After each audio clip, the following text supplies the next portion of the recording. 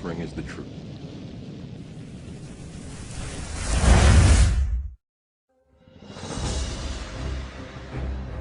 If you had to put a name to the conspiracy that's come down to us through the ages, that some call the Illuminati, some other people call it other things, but I think if you boil it down to its purest, simplest form, you would identify it essentially as Freemasonry.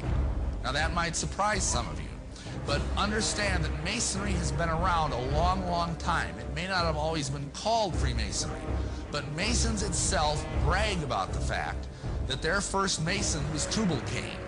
Now Tubal-Cain, if you know your Bible, was the seventh man from Adam by way of Cain, and he was the guy that invented metalworking.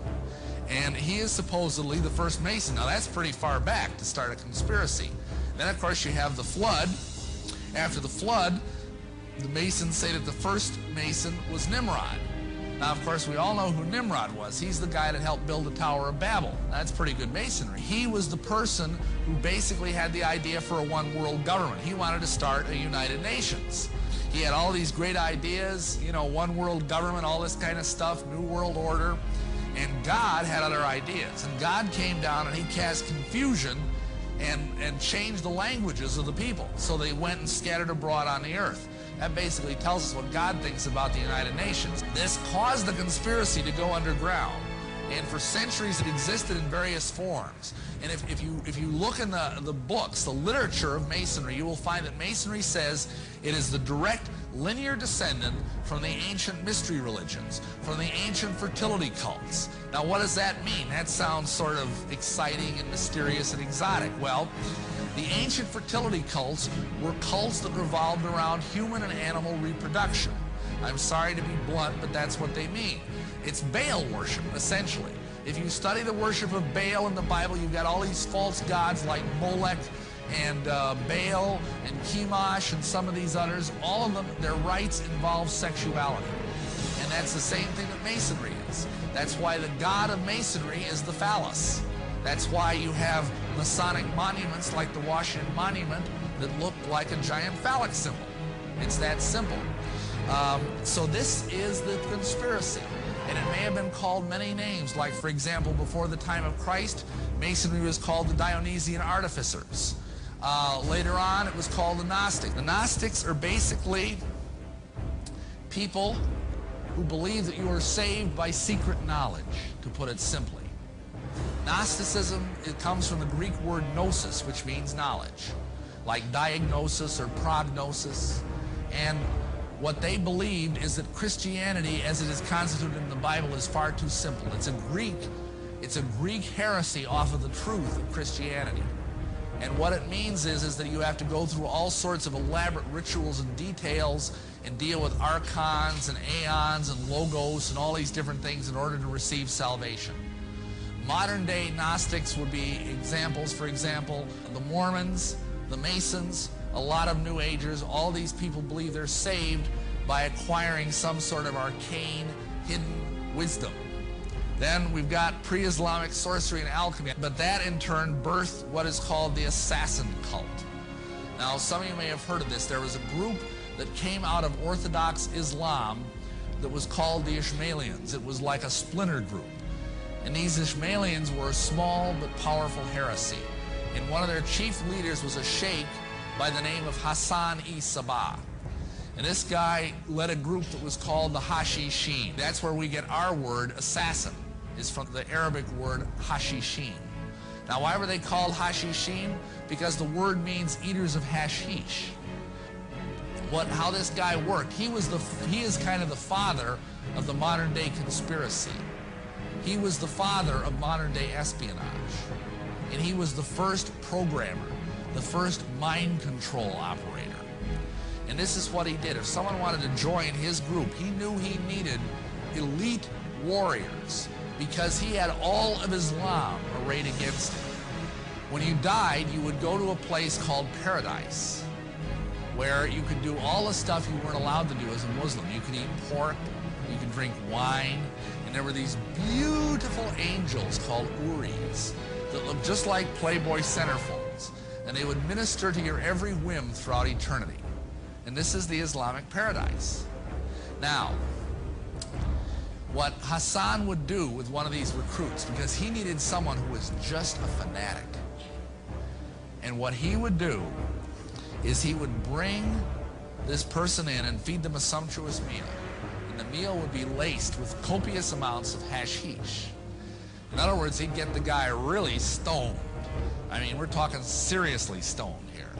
And then he would take him into a secret garden in the heart of his castle, and there would be beautiful women, all the pork he could eat, all the wine he could drink, and for 3 or 4 hours the guy would just really enjoy himself.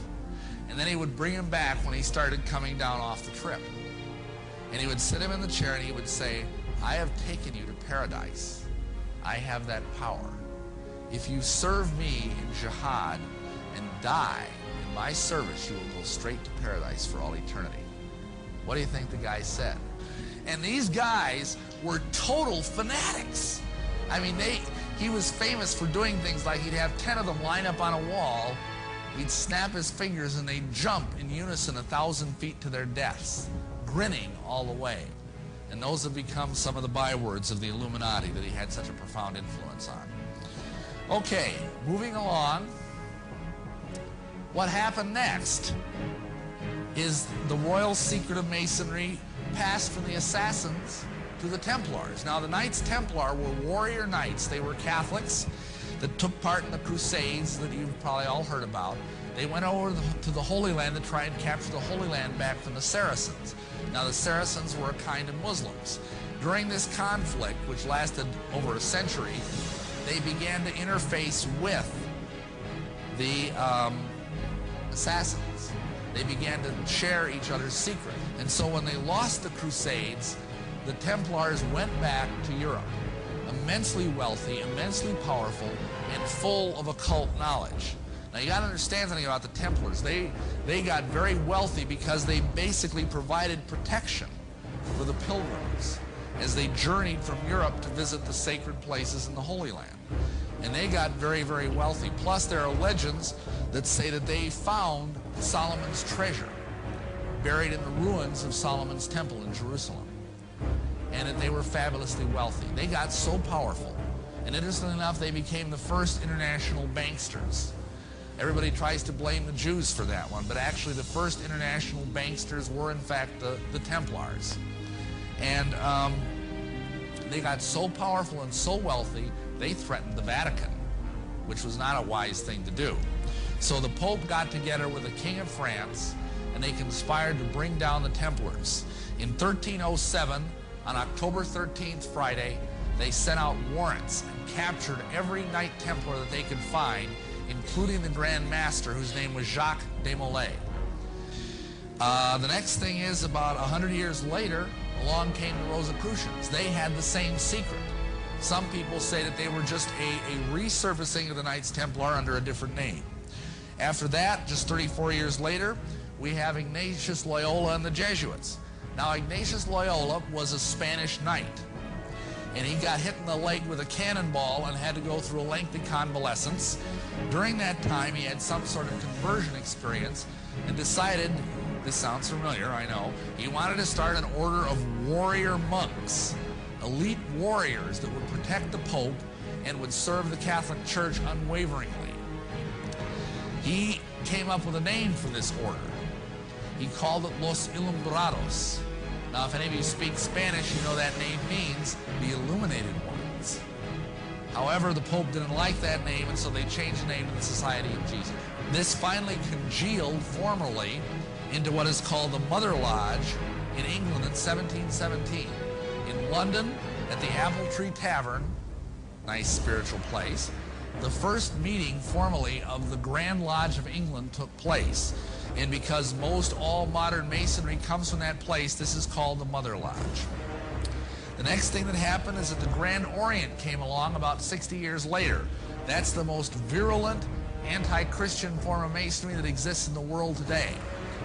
Just a few years after that, on May 1st, which is a high satanic holiday, a gentleman by the name of Adam Weishaupt started a group called the Illuminati Ordnen, or the Order of the Illuminati. This is really the modern origin of the conspiracy.